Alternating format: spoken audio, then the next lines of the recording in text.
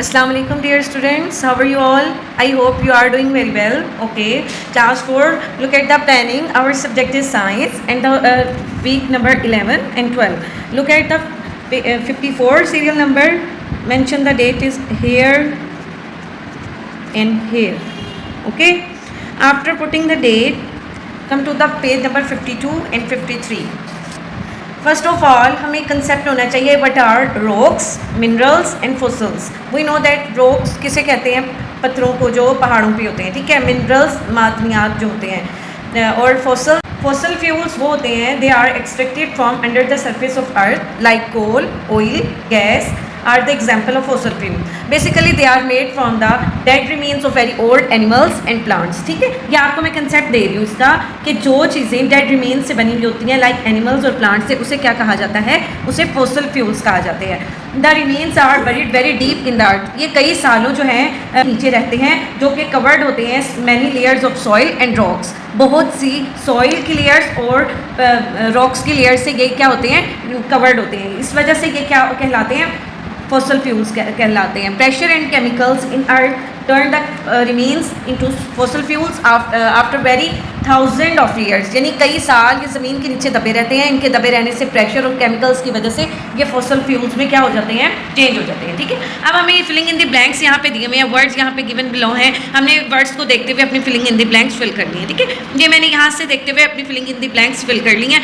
आपको पता है forest are the large area of land with different species of plant and tree. जहाँ पे प्लांट्स और ट्रीज़ की बात आती है वो बेसिकली क्या कहलाता है, फॉरेस्ट. यानी वहाँ पे फॉरेस्ट की बात हो रही है. इसी तरह हमें बताया गया फॉरेस्ट हमें क्या प्रोवाइड करते हैं, रॉक्स और माउंटेन्स किस चीज़ का सोर्स है. यानी इसमें रॉक्स, मिनरल्स और फॉसिल्स फ्यूल्स की बात हो रही है, जिसका कंसेप्ट मैंने आपको क्लास में भी दिया था, अब भी दे दिया. अब देखिए नेक्स्ट पार्ट बी क्या है, write the names of some precious mineral. Minerals कौन से होते हैं, कीमती मिनरल्स आपने राइट करने हैं.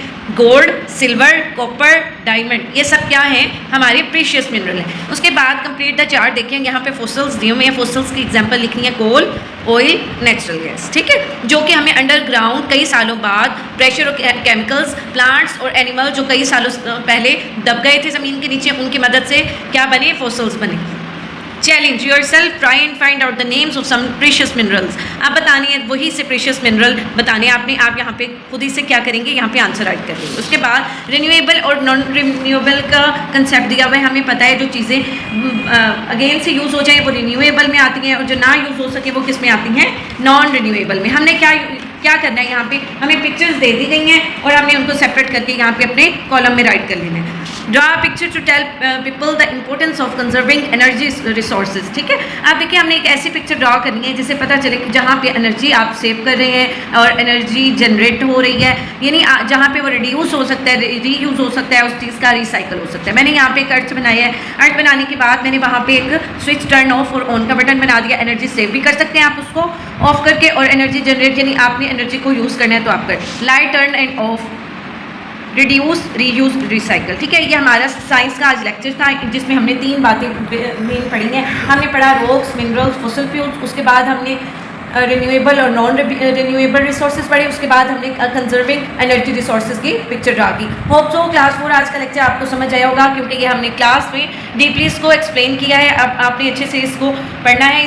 इसको समझ नहीं आ रही तो आपने अगेन से रीडिंग, आपने टेक्स्ट बुक ओपन करने के बाद रीडिंग पढ़नी है, उसके बाद ये सॉल्व करनी है. ओके जी, टेक केयर एंड अल्लाह हाफ़िज़.